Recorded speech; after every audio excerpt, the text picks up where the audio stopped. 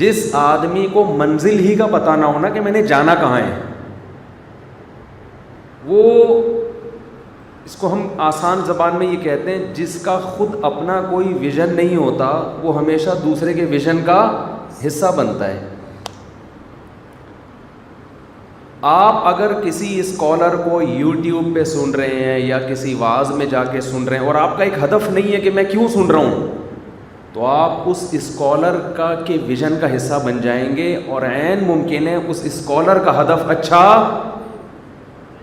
جملہ ہی نہیں مکمل کرتے، اس اسکالر کا ہدف اچھا نہ ہو،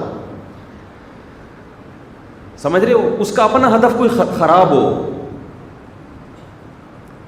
یہ ممکن ہے کہ اس کا اپنا ہدف ٹھیک نہ ہو۔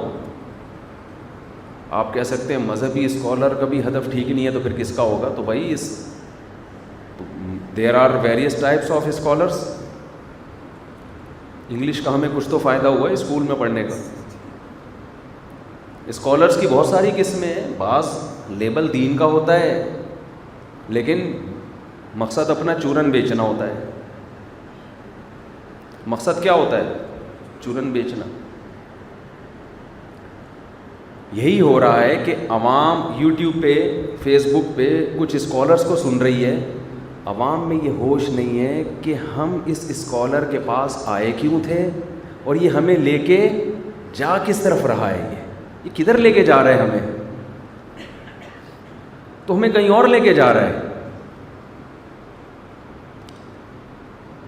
میرا جب لوگوں سے تعلق ہوا نا، ظاہر ہے بہت ہر طرح کے لوگ مارکیٹ میں آئے، ان میں کچھ مخلص بھی، کچھ ایسے تھے جو ہم سے تعلق کر کے اپنا چورن بیچنا چاہتے تھے۔ بہت مارکیٹ میں جب آدمی لوگوں سے ملتا ہے تو مارکیٹ تو پتہ ہے آپ کو، مارکیٹ ہے وہ تو عجیب عجیب چیزوں سے واسطہ پڑا نا ہمیں، عجیب عجیب چیزیں۔ بعض لوگ آئے عقیدت اور محبت میں ہاتھ چوم رہے ہیں، ہم یہ سمجھے کہ ان کو ہم سے بہت زیادہ محبت۔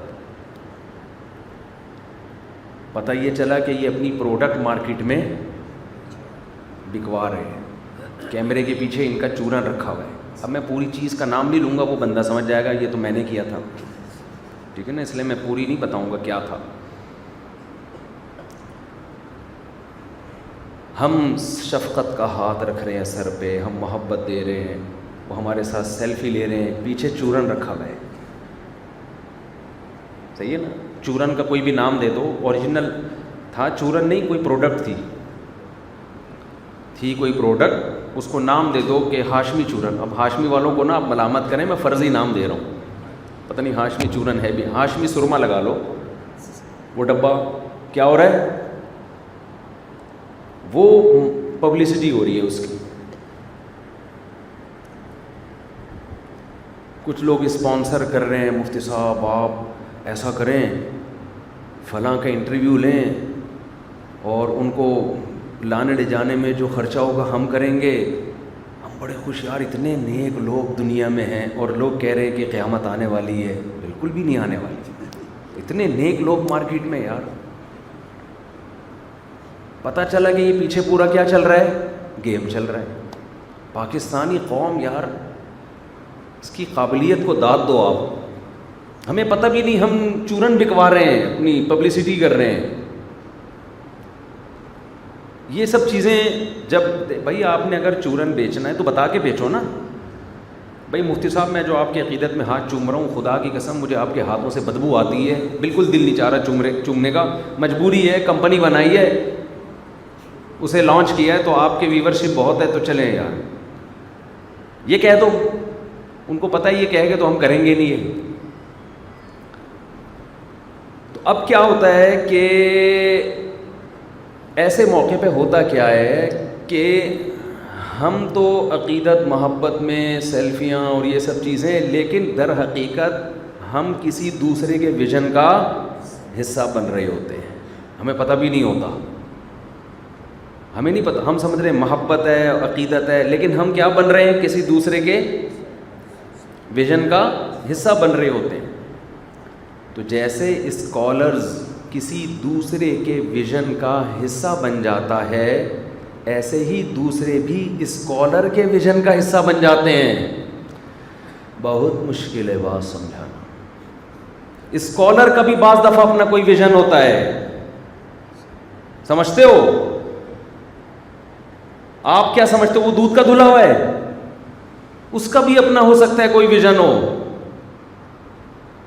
اس کا ویژن کسی خاص فرقے کو پروموٹ کرنا, یہ بھی ہو سکتا ہے. اس کا ویژن ایک نیا فرقہ بنانا, یہ بھی ہو سکتا ہے. اس کا ویژن خود کو معاشرے میں پروموٹ کرنا, مشہور کرنا, یہ بھی ہو سکتا ہے. اس کا ویژن دولت کمانا, یہ بھی ہو سکتا ہے. اب ہمارے پاس کوئی لیبارٹری نہیں ہے, یہ لیبارٹری لفظ نہیں ہے, لفظ یہ کچھ اور ہے, لیکن اردو میں لیبارٹری چلتا ہے. جیسے اردو میں پیٹرول کو پیٹرول بولتے ہیں تو چلتا ہے نا, کیونکہ لوگ پھر کہہ رہے تھے یار یہ لیبارٹری دیکھو پتہ نہیں کہاں سے سیکھے. پاکستان میں لیبارٹری ہی چل رہا ہے ہمارے. ویسے اس کی پروننسیشن کچھ اور ہے. کچھ لفظ اردو میں جب آتے ہیں نا تو اردو اپنے حساب سے کانٹ چھانٹ کر کے اس کو, ہر زبان کی عادت ہے. ہاں اگر وہ اردو میں بہت زیادہ استعمال ہی نہیں ہو رہا تو پھر اس کی پروننسیشن آپ کو بگاڑنے کی اجازت نہیں ہے. لیکن کوئی لفظ اردو کا حصہ بن گیا ہے تو پھر جیسا ہے ویسا ہی چلاؤ مارکیٹ میں اس کو, سمجھتے ہو؟ تو میں یہ عرض کر رہا تھا, کیا عرض کر رہا تھا میں؟ ہاں, تو بعض دفعہ خوب سمجھو, آپ جیسے کوئی اسکالر کسی اور کے ویژن کا حصہ بن جاتا ہے نہ چاہتے ہوئے, اسے پتہ ہی نہیں ہوتا میرے ساتھ ہوا کیا ہے, کون سی کمپنی نے اپنا چورن بیچا ہے. ٹھیک ہے نا, ہمارے ساتھ ایسا بھی ہوا. زیادہ گہرائی میں جاؤں گا اصل میں, جب تک پوری واقعہ نہیں بتاؤں گا مزہ نہیں آئے گا. آپ ہوا کیا ہے, ہوتا کیا ہے ہمارے ساتھ, کیا کیا ہوا ہے, بس چھوڑو یار, وہ سمجھ جائیں گے نا جنہوں کو کہیں گے یار یہ تو بالکل ہی, تو ڈبے ہم چھوڑو یار. اصل میں وہ بندہ سمجھ جائے گا, وہ کہے گا پہلے بہت کم ذلیل کیا جو اب ویڈیو پہ بھی ہمیں ذلیل کر رہے ہو, تو بس چھوڑو رہنے. تو بس چورن بکتا ہے. بعض تو ہمارے اپنے دوست ہیں, ان کے پاس تو ہم خود چلے جاتے ہیں محبت میں کہ چلو یار کوئی بات نہیں. لیکن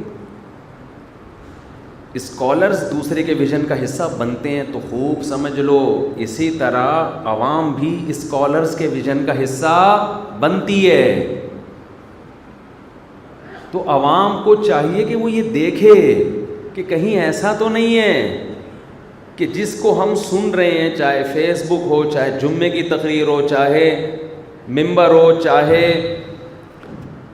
چاہے وہ یوٹیوب ہو یا ٹیلی ویژن ہو, ایسا تو نہیں ہے ہم اس کو سن کے کسی اور طرف نکل رہے ہیں, اس کے ویژن کا حصہ بن رہے ہیں.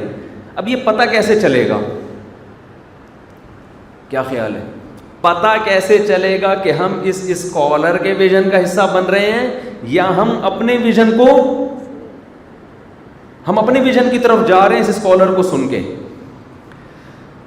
یہ پتہ کیسے چلے گا؟ پہلی بات, آپ کو اپنا ویژن متعین کرنا پڑے گا تاکہ آپ کو پتہ چلے میری منزل ہے کیا. میں کسی مذہبی اسکالر کو کیوں سنتا ہوں, میں کسی موٹیویشنل اسپیکر کو کیوں سنتا ہوں, میرا ہدف کیا ہے؟ آپ کو اپنا ہدف ہی نہیں پتہ ہوگا تو یہ طے کیسے کرو گے کہ یہ اسکالر مجھے میرے ہدف کی طرف لے کر جا رہا ہے یا اپنے ہدف کی طرف لے کے جا رہا ہے؟ ارے بھائی آپ نے کیا کیا, کہیں رشتہ چاہیے تھا, آپ کو کیا چاہیے تھا؟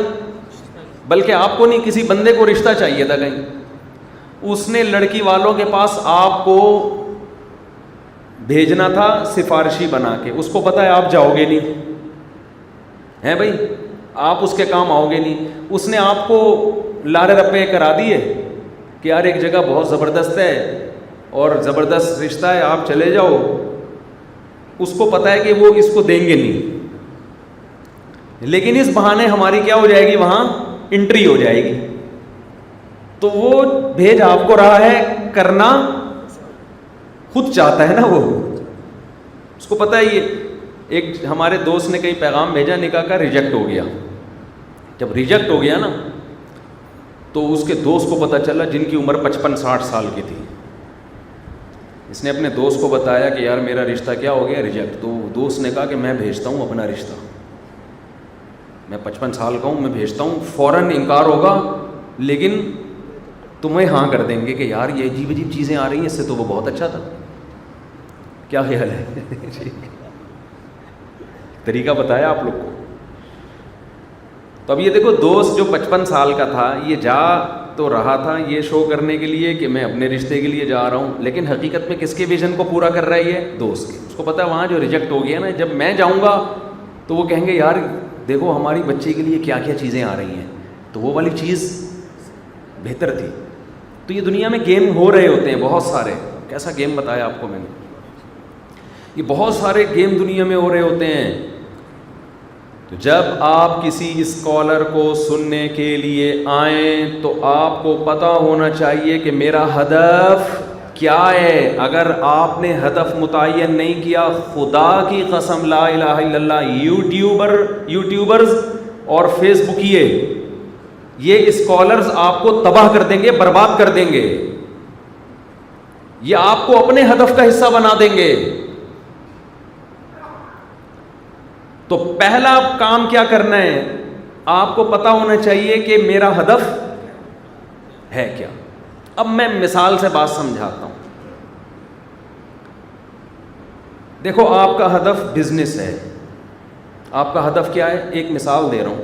کہیں بھی آپ چاہتے ہو یار میں بزنس کرنا چاہتا ہوں کہ مجھے پتہ چلے کم سے کم انویسٹمنٹ میں اور کم سے کم محنت میں زیادہ سے زیادہ پیسہ کیسے کمایا جا سکتا ہے. تاجر کا یہی ہدف ہوتا ہے نا.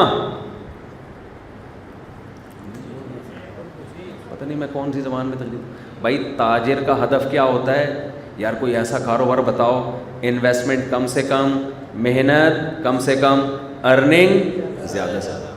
وہی کامیاب تاجر ہوتا ہے. میں نے تو تاجروں سے بھی ملتا ہوں. بعض تاجر ہوتے ہیں جو ہماری دوستی, ہم صبح شام ہمارے ساتھ گھوم رہے ہیں, بیانات میں جا رہے ہیں, ادھر میں ادھر سندھ گیا بیان میں, ہمارے ساتھ گئے. ان سے کہا تو یار تم کماتے کس ٹائم پہ ہو؟ سارا دن تو تم میرے ساتھ ہو ہیں بھائی. مجھے شک ہونے لگتا تھا کہ ایسا تو نہیں کہ زرداری صاحب سے تعلقات ہوں ان کے, ہیں بھائی سارا دن کس کے ساتھ ہو؟ میں نے کہا آپ ہمارے ساتھ جا رہے ہو, وہاں جا رہے ہو, وہاں جا رہے ہو, وہاں جا رہے ہو. ہماری ایکٹیویٹیز تو میں نے کہا آپ نے دیکھ لی, کبھی وہاں بیان, کبھی وہاں بیان, کبھی جامع رشید جا رہے ہیں, کبھی ادھر مرغیوں کو دانہ ڈال رہے ہیں, کبھی بکری کا دودھ نکال رہے ہیں, کبھی بکری کا غم لے کے بیٹھے ہوئے ہیں. بیمار ہو گئی, ابھی چوزے بیمار چل رہے ہیں. رات یوٹیوب پہ دیکھ رہا تھا لہسن کوٹ کے ان کو پلاؤ, وہ میں نے اسکرین شاٹ لے لیا. تو ہماری ایکٹیویٹیز تو کبھی شادیوں کی بات کر رہے ہیں, کبھی خود کر رہے ہیں, استغفر اللہ, کبھی جو ہے. تو ہماری تو سارا دن یہ گزر رہا ہے اس میں. تو جو آؤٹ پٹ ہے وہ بھی سب کے سامنے ہے بھائی. یہ چینل چل رہا ہے, یہ بیانات چل رہے ہیں, شارٹ کلپ چل رہے ہیں, یہ تفسیر کے لیکچر چل رہے ہیں, یہ جناب مسائل کا سیشن چل رہا ہے. تو لوگ آگے دیکھیں گے تو کہیں گے ہاں بھائی یہ سب کچھ ہوتا ہوا نظر آ رہا ہے. آپ کی ارننگ دبا گئے ماشاء اللہ, لیکن سارا دن آپ کس کے ساتھ ہو؟ کبھی کماتے ہوئے دیکھا نہیں ہے. تو وہ بتاتے ہیں پھر کہ بھائی ہم ایسے کماتے ہیں, بندے بٹھائے ہوئے ہیں, بس فون کر کے پوچھ لیا ہاں بھائی ٹائم پہ پہنچ رہا ہے کہ نہیں پہنچ رہا. ان بندوں پہ بندہ رکھ دیا ہے. میں نے کہا جب تک خود نگرانی نہیں کرو, بندہ جو ملازمین وہ پہنچیں گے کہاں آپ کے آفس؟ کہہ رہے ہیں ان پہ بھی بندہ رکھا ہوا ہے. جب پیسہ آ جاتا ہے نا آدمی کے پاس تو ہر کام پیسہ کر رہا ہوتا ہے. یہ حقیقت ہے. ہر کام کیا, لوگ کم بخت پیسہ خرچ نہیں کرتے, کنجوسی دکھاتے ہیں, اس لیے سارا بوجھ خود اٹھا رہے ہوتے ہیں. پیسہ جب آئے نا آپ کے پاس تو کام کم کرو, اپنے کاموں کو پھر دین کی تبلیغ میں زیادہ لگاؤ, باقی سارا کام کس سے لو؟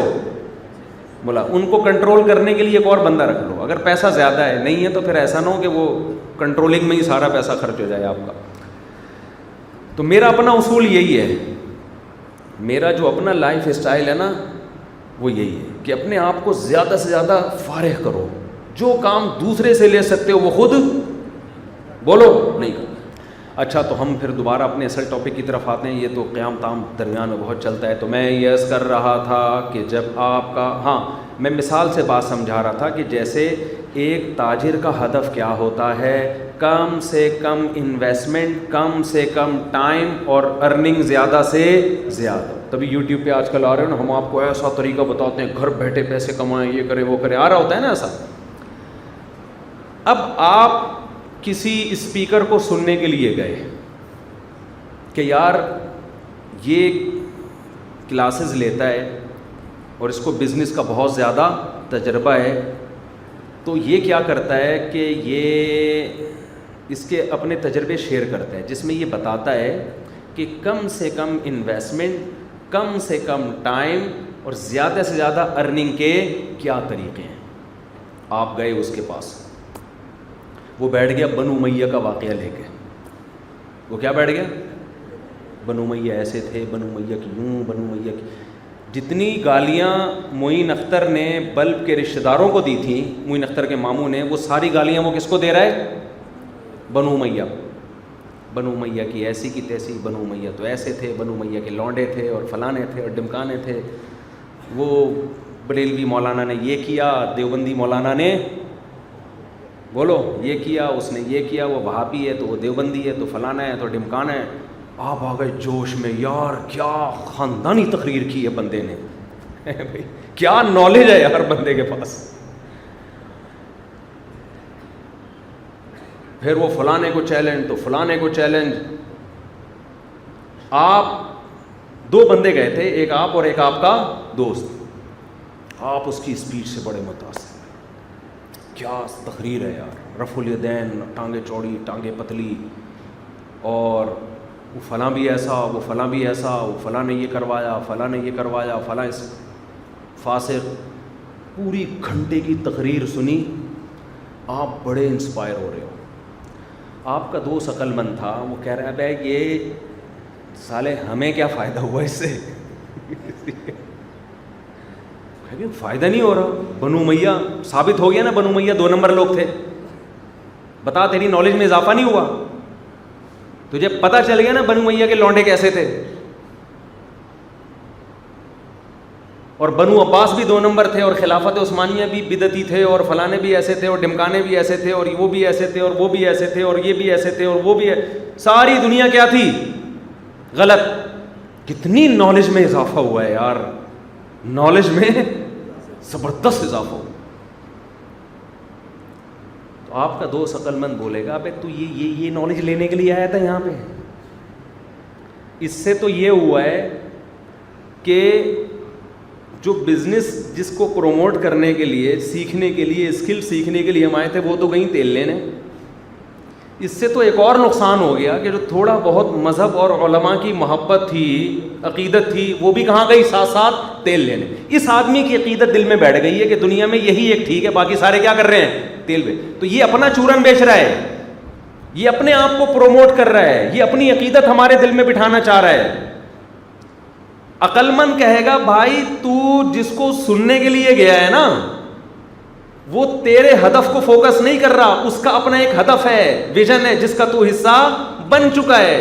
عقل مند یہ کہے گا، بے وقوف کہے گا بنو امیہ ایسے تھے، ٹھیک ہے نا، بنو عباس کی ایسی کی تیسی، خلافت عثمانیہ کی ایسی کی تیسی، صوفی ایسے ہوتے ہیں، دیوبندی ایسے ہوتے ہیں، بریلوی ایسے ہوتے ہیں، اہل حدیث ایسے ہوتے ہیں۔ عقل مند کیا کہے گا؟ او بھائی تجھے پتہ ہی نہیں ہے تیرے ساتھ ہوا، تیرے ساتھ یہ ہوا ہے، کاروائی کی جائے گی۔ اگر آپ نے ویڈیو بنائی تو کیا کی جائے گی؟ تیرے ساتھ یہ ہوا ہے، ایسی کاروائی ہوئی ہے کہ تجھے پتہ ہے ہی نہیں۔ آج کل یوٹیوبرز میں، یوٹیوب پہ جو اسکالرز آ رہے ہیں، بہت سے یہ، میں نہیں کہہ رہا سارے ایسے، بہت سے یہ کر رہے ہیں، اور آپ کو لاشعوری طور پر پتہ ہی نہیں چل رہا کہ آپ کا چونکہ اپنا کوئی ہدف ہے ہی نہیں، آپ دوسرے کے ہدف کا حصہ بن رہے ہیں۔ وہ جو بزنس کی اسکل سیکھنے کے لیے آپ کا دوست آیا نا، اس نے فوراً پکڑ لیا کہ بندہ 2 نمبر ہے۔ کیوں؟ وہ ایک ہدف لے کر آیا تھا کہ یار اس نے جو پوسٹر لگایا ہے، اس نے جو لیبل لگایا وہ یہ کہ اسلام سکھا رہا ہوں میں، سوری بزنس سکھا رہا ہوں میں، تو یہ تو ہمیں کچھ اور سکھا رہا ہے، یہ تو بنی امیہ کے لوڈوں کی بات کر رہا ہے، یہ تو چورن چٹریوں کی بات کر رہا ہے۔ تو یہی کام کس کے ساتھ ہو رہا ہے؟ آپ جب کسی اسکالر کو یوٹیوب پہ، فیس بک پہ سنتے ہو دین کے لیے، تو یاد رکھو دین کا مفہوم تو بہت وسیع ہے۔ آپ کو پہلے یہ متعین کرنا پڑے گا میں پیدا کیوں ہوا ہوں، ٹھیک ہے نا، مجھے خدا نے بنایا ہے خاص ہدف، وہ کیا ہدف ہے؟ وما خلقت الجن والانس الا لیعبدون. اللہ کہتے ہیں ہم نے انسانوں کو بنایا تاکہ وہ میری عبادت کریں, مجھ سے محبت کریں, مجھ سے تعلق قائم کریں.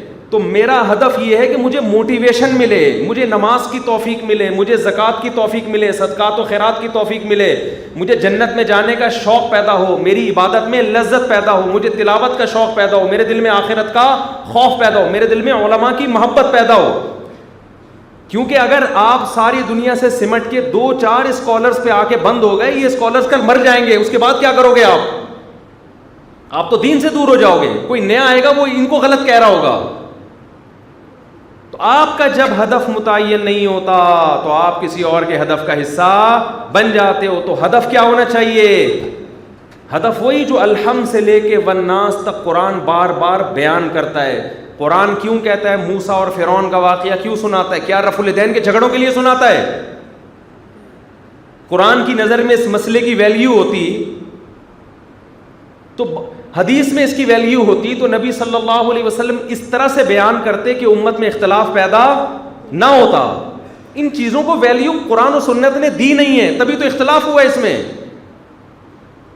جن چیزوں کو قرآن و سنت نے ویلیو دی ہے ان میں امت میں اختلاف پیدا نہیں ہوا.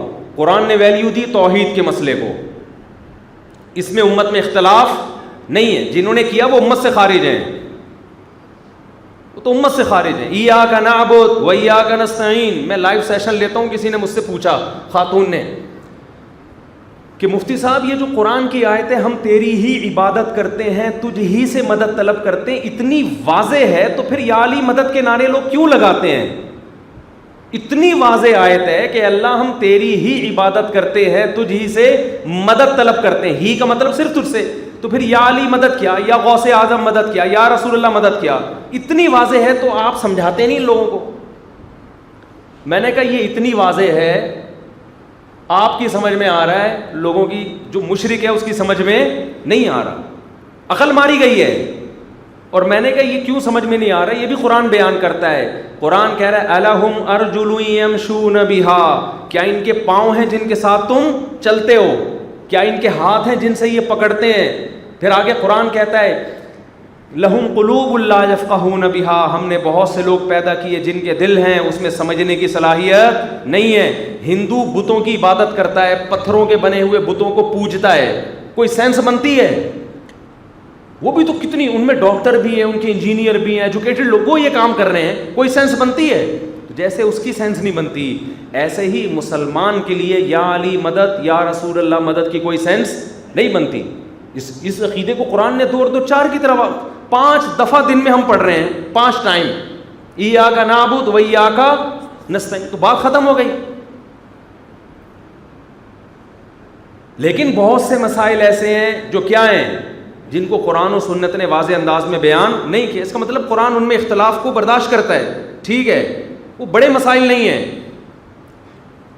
تو الحمد سے لے کے والناس تک قرآن جس چیز کو فوکس کر رہا ہے وہ ہے لیبلوکم ایکم احسن عملا. اللہ تمہارے عمل کو دیکھے گا تم کرتے کیا ہو, اس لیے تمہیں پیدا کیا ہے.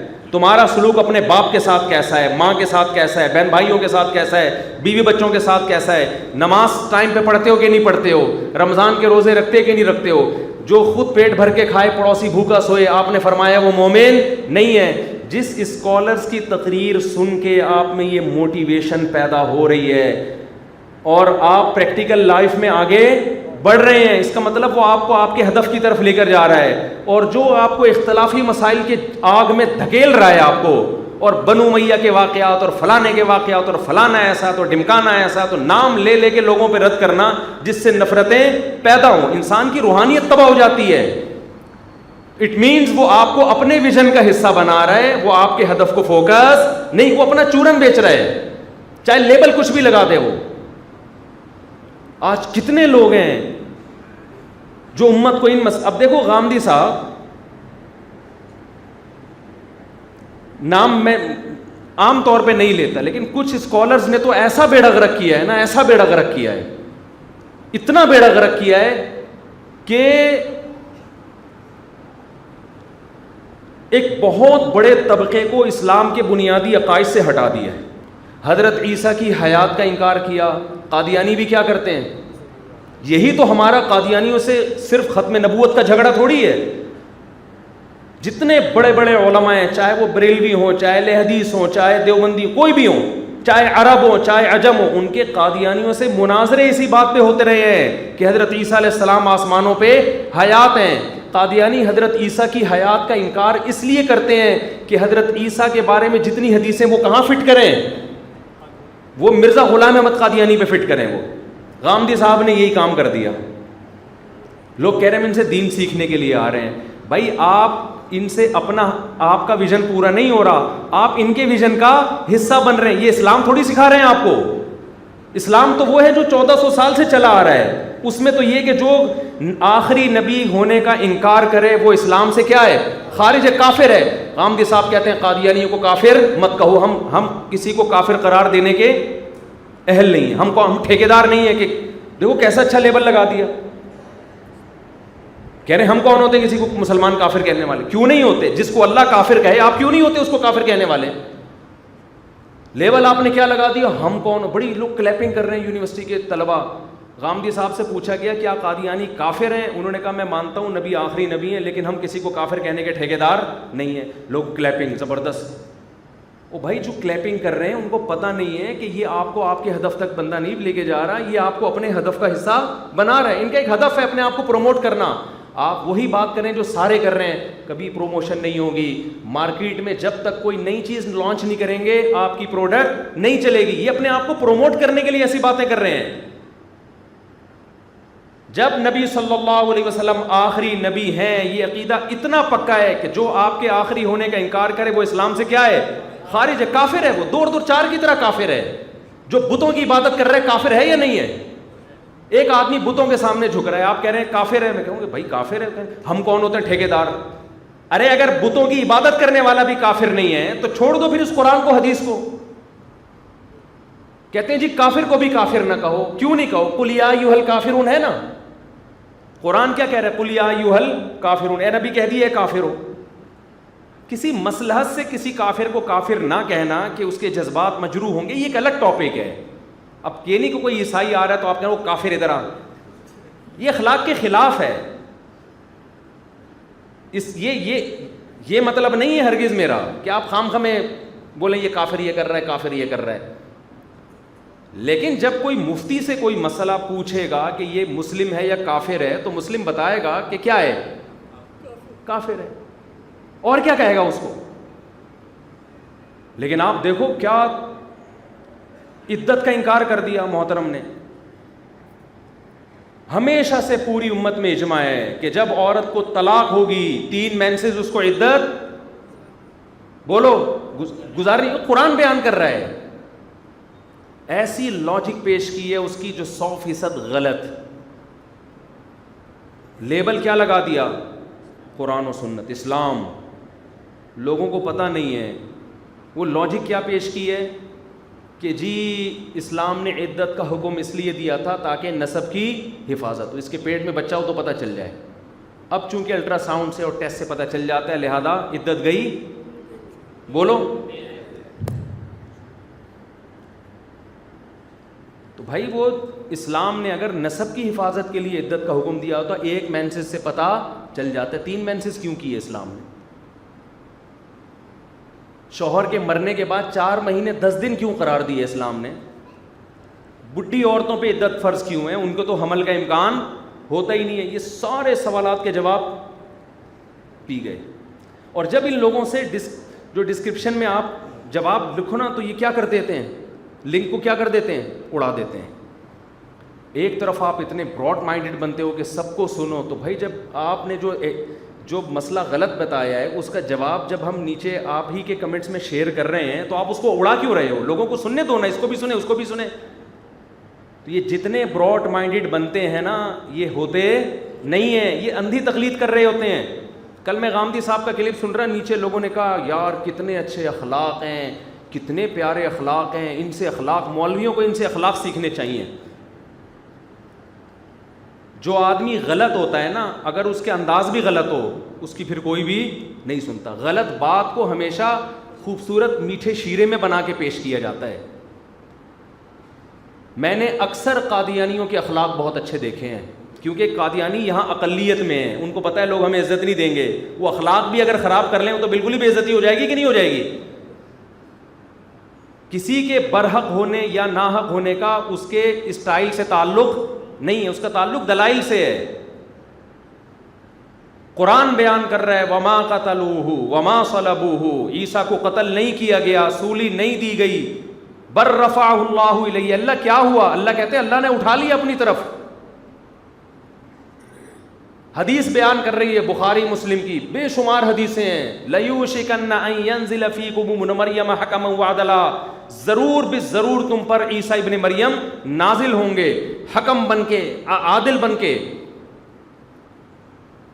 کتنی ساری حدیثیں ہیں.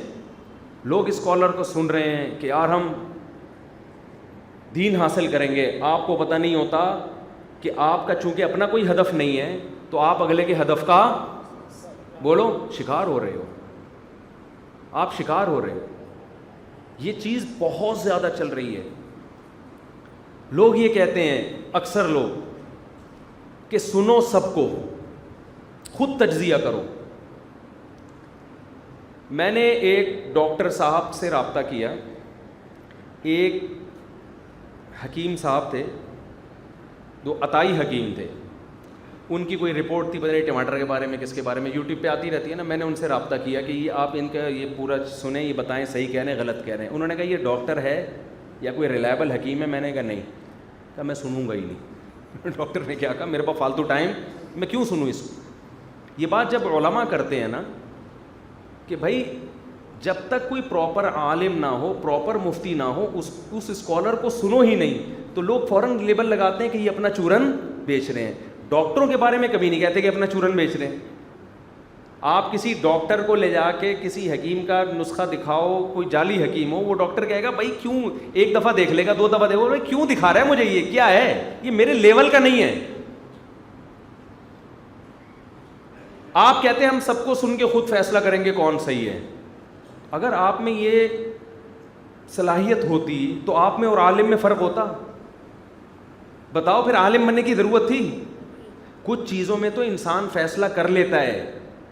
جب علم کی گہرائی میں جائیں گے آپ تو پھر عوام فیصلہ نہیں کر سکتی. اس میں آپ کو یہ فیصلہ کرنا پڑے گا کہ کون سا اسکالر ایسا ہے جس کے پاس واقعی علم ہے، پراپر طریقے سے پڑھا ہوا ہے اور اس میں تقویٰ بھی ہے، اور کون سا اسکالر ایسا ہے جس کا مقصد ہی کیا ہے، ایک نئی چیز مارکیٹ میں لانچ کرنا. یہ چیز یہ اللہ نے ہر ایک کو صلاحیت دی ہے. یہ تھوڑے دنوں میں پتہ چل جاتا ہے. جیسے آپ ڈاکٹروں کے بارے میں فیصلہ کر لیتے ہو کچھ دن کچھ ڈاکٹر کو سن کے، آپ کو پتہ چل جاتا ہے یہ صحیح ہے اور یہ کیا ہے، یہ غلط ہے. اس کے بعد پھر آپ ہر چیز میں ڈاکٹر سے نہیں پوچھ رہے ہوتے یہ جو آپ نے نسخہ لکھا ہے اس کی کیا دلیل ہے، اس کی کیا دلیل ہے. وہ کہے گا تو بن جانا ڈاکٹر بیٹھ کے. یہی چیز اسلام کے ساتھ جب ہوتی ہے تو لوگ کہتے ہیں یہ کیا ہو رہا ہے، چورن بک رہا ہے. تو اس لیے جب آپ فیس بک پہ دیکھیں کوئی اہل بیت کے فضائل میں زمین آسمان کے قلابے میں لا رہا ہے، زمین آسمان کے قلابے. حضرت علی کے فضائل میں ایسے کہ آپ کو اللہ میں اور علی میں کوئی فرق لگے گا ہی نہیں. کوئی نبی کی سیرت ایسے بیان کر رہا ہے کہ اللہ اور نبی میں کوئی فرق لگے گا ہی نہیں. لوگ واہ واہ کر رہے ہیں. آپ کو اندازہ نہیں ہے کہ آپ اس اسکالر کے ویژن کا حصہ بن رہے ہو. اس اسکالر کا ویژن ہے واہ واہ کروانا، اپنی تعریفیں لوگوں کے منہ سے سننا، اور آپ تعریفیں کر کے کیا کر رہے ہو، اس کے ویژن کا حصہ بن رہے ہو. آپ کو پریکٹیکل لائف میں کیا فائدہ ہو رہا ہے اس کا؟ ہمارے نبی کی سیرت دیکھو. رسول اللہ صلی اللہ علیہ وسلم نے جو صحابہ کی جماعت تیار کی ہے، A to Z ان کی پریکٹیکل لائف کو فوکس کیا ہے. ایسی ٹیم تیار کی ہے تھوڑے عرصے میں پوری دنیا پہ غالب آ گئے. وہ تھوڑے عرصے میں پوری دنیا فتح کر لی انہوں نے.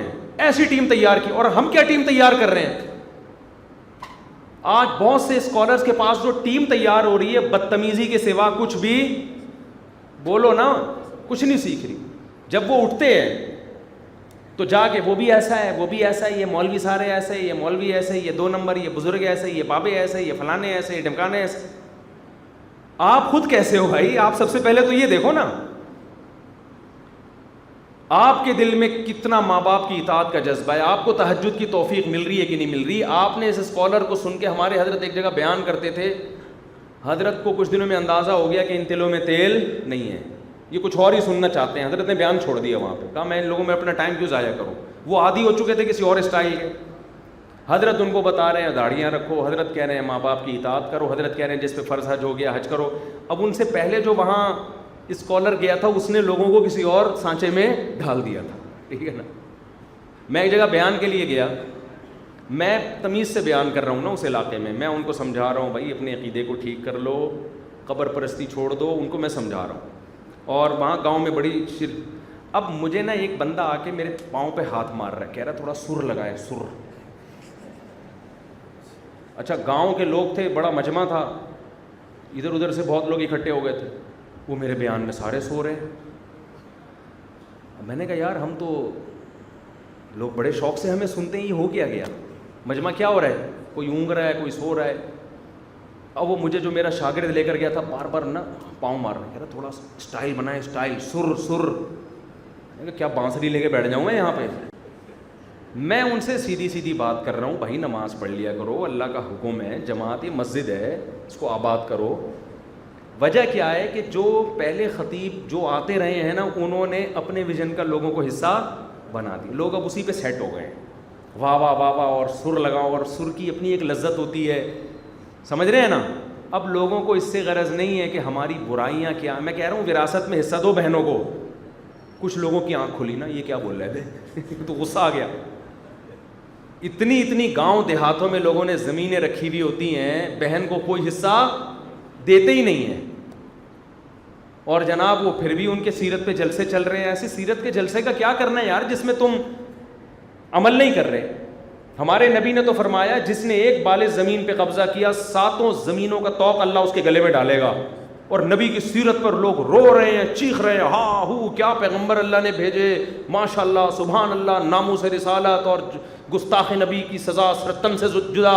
اور نبی کہہ رہے تو بہن کی وراثت کم بخت تو ہڑپ کر کے بیٹھا ہوا, اس کا حصہ دے, وہ نہیں دوں گا میں. اس پہ بیان بھی نہیں سنے گا, بیان ہوگا تو نیند آ جائے گی اس کم بخت کو.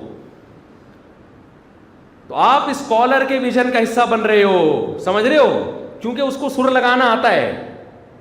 وہ سر لگا کے وہ اپنی بانسری بیچ کے چلا گیا اور آپ نے واہ واہ کر دی. اب اسی پہ پورا گاؤں سیٹ ہو گیا.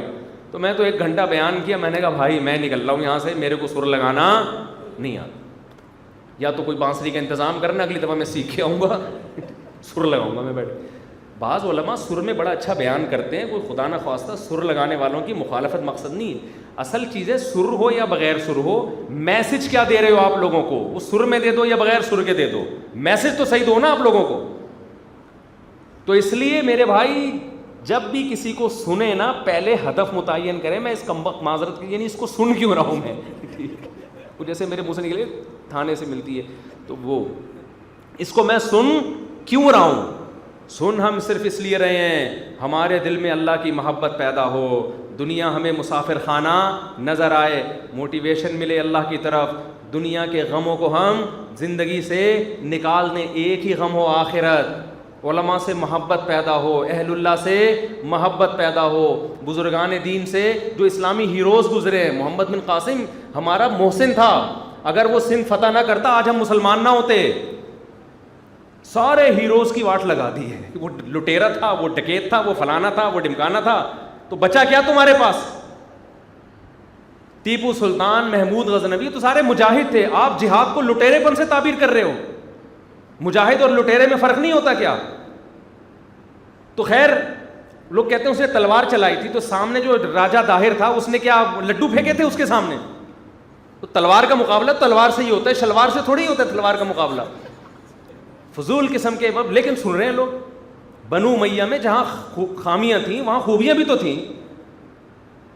اسلام کی سلطنت کو وسیع کرنے والے بھی تو بنو امیہ تھے, کافروں سے لڑ بھی تو وہی رہے تھے, اسلام کا دفاع بھی تو انہوں نے کیا. ہر حکومت میں اچھے بھی ہوتے ہیں اور برے بھی ہوتے ہیں, لیکن آپ کی ایک ٹھڑک بن چکی ہے. آپ کو کسی قوم سے بغض ہو, اسلامی تاریخ میں بچے گا کیا؟ بنو امیہ کو نکال دو, اس کے بعد بنو عباس ہیں, ان کی کیڑے نکال کے ان کو نکال دو, پھر خلافت عثمانیہ ہے, وہ تو ٹوٹلی حنفی تھے سارے, وہ ویسے ہی آپ سے چڑھا. تو اسلامی تاریخ میں بچا کیا؟ کوئی غیر مسلم بولے گا سالے تمہارے کو کوئی گزرا تو ہے نہیں تمہارے پاس ڈھنگ کا بندہ, ٹھیک ہے. ہم کہیں گے ایک دو ہیں گاندھی صاحب ہیں اور ایک دو چار اور ہیں ہمارے پاس, یہ بہت بڑے اسلامی کیا ہیں, ہیروز ہیں. تو یہ ہو رہا ہے مارکیٹ میں. اس لیے میں کہتا ہوں تبلیغی جماعت میں وقت لگایا کرو. بس آخری بات, کس میں وقت لگاؤ؟ تبلیغی جماعت تمہیں تمہارے ہدف پہ لے کر آئے گی. تبلیغ میں نکل کے دیکھو, میں ایک اہل حدیث کا واقعہ اکثر سناتا ہوں, وہ کئی فرقوں سے دھکے کھا کے نا, پہلے یہاں گئے پھر وہاں گئے پھر ادھر گیا تو لگا وہ یہی صحیح ہے باقی سارے غلط, پھر ادھر گیا پتہ چلا یہ صحیح باقی سارے غلط. دھکے کھا کے وہ سنا دوں جلدی سے مختصر, ٹائم ہو گیا نا پورا. ایک اہل حدیث آئے مجھ سے ملنے کے لیے, میری 4 شادیوں والی کتاب پڑھی, اتنی بڑی داڑھی ہے ان کی, تو 4 شادیوں والی کتاب پڑھ کے بڑے متاثر ہو گئی. یہ کتاب ایسی جس سے بریلوی بھی متاثر ہوتے ہیں, اہل حدیث بھی ہوتے ہیں, دیوبندی بھی ہوتے ہیں, شیعہ بھی ہوتے ہیں, ہر آدمی, کیونکہ آدمی تو آدمی ہے نا, آدمی پہلے, دیوبندی بریلوی بعد میں. وہ کہتے ہیں ہر بھلے دیوبندی نے لکھی ہو, حنفی نے لکھی ہو, بریلوی کتاب بڑی شاندار لکھی ہے. تو وہ اہل حدیث بندہ, اتنی بڑی داڑھی اس کی, وہ بیان سنتے بھی ہیں. یہاں آ گئے 2008 کی بات ہے, یہ آج سے 13-14 سال پہلے. تو بڑی داڑھی, مجھے اندازہ ہو گیا کہ یہ چینل تھوڑا سا کیا ہے, چینج لگ رہا ہے نا. خیر کہہ رہے ہیں یار یہ میں نے آپ کی کتاب پڑھی ہے یار, کیا کتاب لکھی ہے یار, کیا اف دلائل کے انبار لگا دی, او ہو ہٹو بچو ہو گیا نا. میں نے کہا ماشاء اللہ آپ کی داڑھی بڑی خاندانی ہے.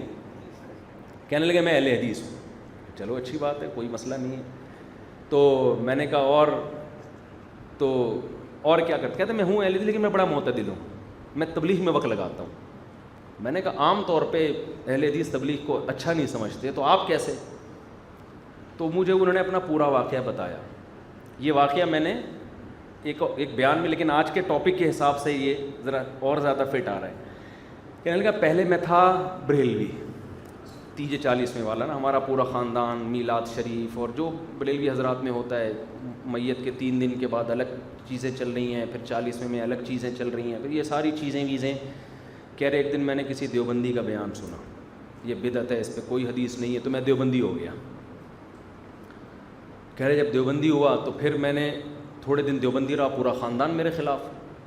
کہہ رہے پھر میں کسی اہل حدیث کا بیان سنا, اہل حدیث تو ظاہر ہے بار بار قرآن حدیث, وہ لفظ یہ بہت ریپیٹ کرتے ہیں. تو میں نے لگا کہ یار اہل حدیث کیا ہوتے ہیں, صحیح تو کہہ رہے میں اہل حدیث میں چلا گیا. پھر خاندان والوں سے جھگڑا. پھر کہہ رہے ایک دن جماعت المسلمین والے سے ان کی تقریر سنا, انہوں نے کہا کہ یہ بھی ایک فرقہ ہے اہل حدیث, جیسے دیوبندی فرقہ, بریلوی فرقہ, اہل حدیث بھی فرقہ, تو نام چینج کرنے سے کیا ہوتا ہے تو فرقہ واریت تو غلط ہے. تمہیں قرآن کہتا ہے سماکم المسلمین, اللہ نے تمہارا نام مسلم رکھا, ہمارا کوئی فرقہ نہیں, خالص کیا ہے مسلم. کہہ رہے مجھے یہ نعرہ بڑا شاندار لگا, یار یہ زبردست, فرقہ واریت سے بالکل پاک, کوئی فرقہ نہیں ہے. ابے یہ بھی فرقہ ہے, اتنی سینس نہیں ہے. جو لوگ کہہ رہے ہیں نا ہمارا کوئی فرقہ نہیں ہے, وہ ایک نیا فرقہ نکال رہے ہوتے ہیں.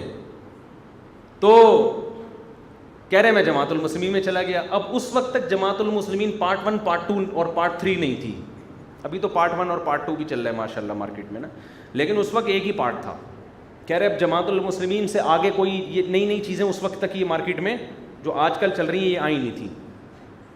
کہہ رہے ہم اب جماعت المسلمین سے آگے تو کچھ تھا نہیں, تو میں جماعت المسلمین میں, کہہ رہے پھر میں 20-25 سال جماعت المسلمین میں رہا, مالدار آدمی تھا. تو کہہ رہے میں نے جماعت المسلمین میں بہت پیسہ خرچ کیا ان کو پروموٹ کرنے کے, اور جماعت المسلمین کے ایک بڑا عہدہ بھی تھا. میں پورا عہدہ نہیں بتاؤں گا, جماعت المسلمین پھر ان کو تنگ کریں گے جا کے. انہوں نے مجھے بتایا کہ نام نہیں لیجیے گا.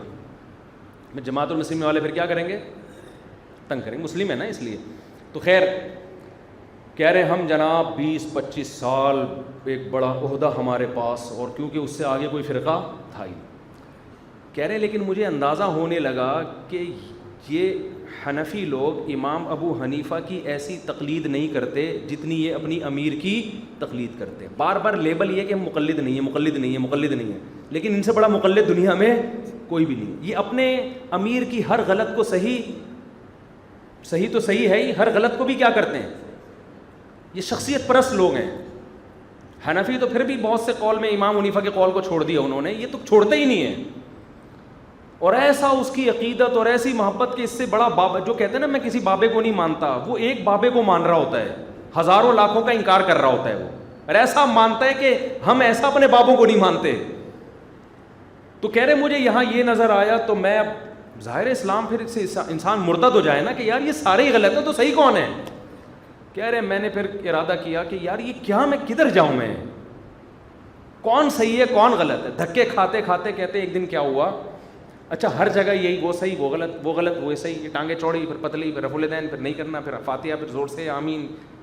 کہہ رہے اسی میں میرے دماغ کیا ہو گیا, پاگل ہونے لگا. کہہ رہے پھر میں ایک دن تبلیغ والے بیٹھے ہوئے تھے نا, تو میں ادھر جا کے بیٹھ گیا. کہہ رہے وہ بات یہ کر رہے ہیں ہمارے اندر دین کیسے آ جائے, پوری دنیا میں دین کیسے چلا جائے, اس کے لیے ہمیں محنت کرنی ہے, اللہ سے ہوتا ہے, اللہ کی غیر سے کچھ بھی نہیں ہوتا. کہہ رہے میں نے کہا بیٹا ابھی یہ مجھے آہستہ آہستہ پکڑیں گے, مجھے کہیں گے ٹانگیں چوڑی کیوں کر رہے ہیں, ٹھیک ہے نا. کہہ رہے میں نے کہا چلو ٹرائی کر کے دیکھتے ہیں, 3 دن لگاتا ہوں میں ان کے ساتھ. کہہ رہے میں نے 3 دن لگائے, میں نے رفع الیدین کیا نا, تو میں نے کہا اب مجھے کوئی نہیں مارے گا کہ رفع الیدین کیوں کر رہے ہیں, اور پھر میں دلائل دوں گا, پھر یہ مناظرہ ہوگا. عادت پڑ چکی تھی. کہہ رہے 3 دن ہو گئے, کوئی بات ہی نہیں, نہ رفع الیدین کی, نہ دیوبندی کی, نہ بریلوی کی, نہ اہل حدیث کی, نہ جماعت المسلمین. وہ کہہ رہے ہیں بھائی نماز پڑھو, ہم سب کو فکر کرنی ہے کس طرح ساری دنیا کے لوگ کیا بن جائیں, نمازی بن جائیں. میں ایک دفعہ آرمی کے میس میں جانا ہوں, ایک بریگیڈیئر آن ڈیوٹی, وہ گشت کر رہے تھے. میں نے کہا کہ آپ گشت آن ڈیوٹی مطلب اس وقت سول ڈریس میں تھے وہ, کیونکہ شام کا ٹائم تھا. تو میں نے کہا آپ گشت کر رہے ہیں, اتنی محنت, کر رہے ہیں یار ہمیں ریون سے یہ ہدف دیا ہے کہ یہ فکر کرنی ہے کہ اس پورے علاقے کے 100% لوگ نمازی بن جائیں. کیسا یار, کیسا ہدف ہے یار, بریگیڈیئر کو کہاں لگا دیا. حالانکہ نہیں بن سکتے لیکن ایک فکر تو ہے نا. میں نے کہا یار دیکھو, اور اگر وہ اسکالرس کو سن رہے ہوتے بریگیڈیئر صاحب تو کیا کر رہے ہوتے, پوری دنیا کو مجھے یہ ہدف دیا گیا کہ بنو امیہ کے خلاف پوری دنیا کو لانا ہے. میں کتاب لکھ رہا ہوں تاکہ ساری دنیا بنو امیہ کو کیا دے, گالیاں دے. وہ بریگیڈیئر یہ کام کر رہا ہوتا بیٹھ کے, اور محمد بن قاسم لٹیرا تھا, محمود نبی لٹیرا تھا, فلانا, یہ کام کر رہا ہوتا وہ بیٹھ کے.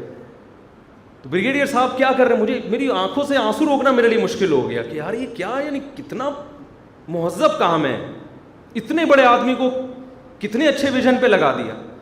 تو وہ اہل حدیث بھائی بولتے ہیں کہ میں رکوع میں گیا, میں نے کہا مجھے نا بعد میں یہ, انہوں نے ٹوکا نہیں. کہہ رہے میں سمجھ گیا بڑے ہوشیار ہیں, یہ آہستہ آہستہ پکڑیں گے. کہہ رہے 3 دن لگائے. کہہ رہے 3 دن میں کسی نے نہیں کہا کہ یہ کرو تو یہ نہیں کرو, ان کا کہہ رہے یہ مسئلہ ہی نہیں. کہہ رہے پھر ہم نے چلہ لگایا, 40 دن لگائے. تو کہہ رہے سوائے اس کے کہ دین ہمارے اندر اور پوری دنیا میں, اور توحید کی کتنی اچھی دعوت, اللہ سے ہونے کا یقین, اللہ کے علاوہ کسی سے کچھ نہ ہونے کا یقین دل میں آ جائے. کہہ رہے میں نے 40 دن لگائے.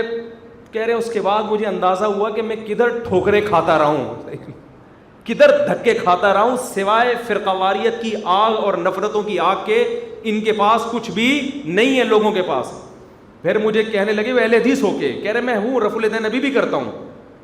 کہہ رہے لیکن مفتی صاحب اگر مجھے 2008 میں کہا آپ کے ہاتھ میں ممبر ہے, آپ کے پاس عوام ہے, اگر آپ اسلام کی خدمت کرنا چاہتے ہو تبلیغی جماعت کو پروموٹ کرو, اس کے علاوہ جو بھی ہے نا وہ فرقواریت کی آگ میں دھکیل رہا ہے لوگوں کو. لیبل کیا لگا رہا ہے, قرآن و سنت کا, ہر آدمی اپنے فرقے کو پروموٹ کر رہا ہے. پھر کچھ دن بعد انہوں نے میری پھر دوستی ہو گئی نا ان سے, ابھی بھی ہیں, وہ بیان بھی سنتے ہیں, ہو سکتا ہے یہ بیان بھی سن کے ان کے کمنٹس آ جائیں. کچھ دن بعد انہوں نے میری دعوت کی, میں گیا. پہلے میرے پاس تھوڑا ٹائم ہوتا تھا, اب میں دعوتوں میں جانا آج کل شارٹ ہو گیا. میں گیا تو ان کا بیٹا چلہ لگا کے آیا ہوا تھا, انہوں نے کہا یہ حنفی ہے, اور میں نے اس کو آج تک نہیں کہا کہ کیا بن جاؤ اہل حدیث. بھائی تجھے حنفی صحیح لگتا ہے تو حنفی ہے, ٹھیک ہے یار, یہ بھی وہ بھی جہنم میں انشاءاللہ نہیں جائیں. کہہ رہے میں رفع الیدین کرتا ہوں, یہ نہیں کرتا.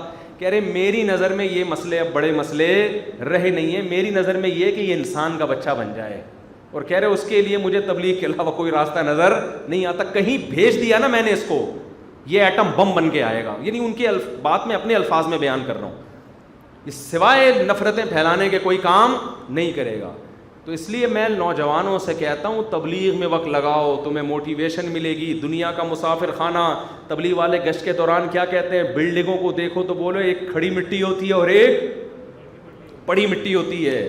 مٹی پڑی ہوئی ہے اور یہ تھوڑا چونا اور سیمنٹ ڈال کے اس کو کھڑا کر دیا ہے, یہ بھی مٹی, یہ بھی گر جائے گی تھوڑے دنوں میں, برابر ختم. دنیا کی محبت ختم ہوتی ہے، تکبیر اولیٰ کا پابند ہوتا ہے، تبلیغ میں چلہ لگا کر آؤ، دیکھو کم از کم 40 دن تک تو صف اول میں نماز پڑھے گا وہ، اس کے بعد تھوڑا تھوڑا آہستہ آہستہ چلے کا مسالہ ختم ہونا شروع ہوتا ہے، پھر مارکیٹ سے کیا ہوتا ہے شارٹ، پھر لگا لو دوبارہ وقت. تو اسی طرح بزرگوں میں ان اہل اللہ، ایسے بزرگ ختم نہیں ہوئے دنیا سے، بہت سارے بزرگان دین ہیں، جب ان کی محفل میں بیٹھو گے تمہارے دل سے دنیا کی محبت ختم ہوگی. جن کو خانقاہ کہا جاتا ہے، ان بابوں کی صحبت میں بیٹھ کے تو دیکھو، تمہیں پتہ چلے گا جو سچی مچی کا بابا اور جھوٹی موٹی کے بابے میں فرق کیا ہے. بیٹھ کے تو دیکھو ان بابوں کی محفل میں. کچھ بابے بدعتی ہوتے ہیں، کچھ بابے تمہیں اللہ سے ملا دیں گے، جا کے وہ تمہارے دل سے دنیا کی محبت ختم کر دیں گے. ایسے بڑے بڑے بزرگان دین پوری دنیا میں موجود ہیں، ان کی خانقاہ میں جاؤ، ان سے اللہ اللہ سیکھو، ان کی صحبت میں بیٹھو، تمہارے دل میں ایک نور پیدا ہوگا. ہمارے حضرت مفتی رشید احمد صاحب آدھا گھنٹہ کی ڈیلی مجلس کرتے تھے، کبھی پونے گھنٹے کی، پوری محفل میں بعض دفعہ ایک لفظ نہیں بولتے تھے، اور انسان کو ایسی موٹیویشن ملتی تھی. بس ان کی محفل میں بیٹھ کے اٹھتا تھا، اندر لگتا تھا کہ اندر کا سب چینج ہو گیا ہے، تبدیل ہو گیا ہے، سکینت نازل ہو رہی ہوتی تھی. تو تم بابوں کے پاس جاؤ گے جو اوریجنل بابے ہیں، بدعتیوں بابوں کی بات نہیں کر رہا، تو بیٹھو گے تو پتہ چلے گا نا. وہی ایک لطیفہ سنا کے میں بیان ختم کر رہا ہوں آخری بس یار. تو ایک بچہ جو ہے نا، ایک ابا اپنے بچے کو کہتا ہے تمہیں پتہ ہے علامہ اقبال کون تھے؟ کہہ رہے نہیں پتہ. قائد اعظم پتہ ہے کون تھے؟ نہیں پتہ. کمبخت اسکول جاؤ تو پتہ چلے نا. بچے بڑے ہوشیار ہیں. ابا آپ کو پتہ ہے وسیم کون ہے؟ نہیں بیٹا. ستار کا پتہ ہے؟ ابا گھر پہ رہو تو پتہ چلے نا. تو آپ بند کمرے میں بیٹھ کے تو نہیں پتہ چلے گا نا، آپ باہر نکلو گے تو پتہ چلے گا. دیر آر 2 types of باباز. بابوں کی کتنی قسمیں ہیں، باہر نکلو گے پتہ چلے گا.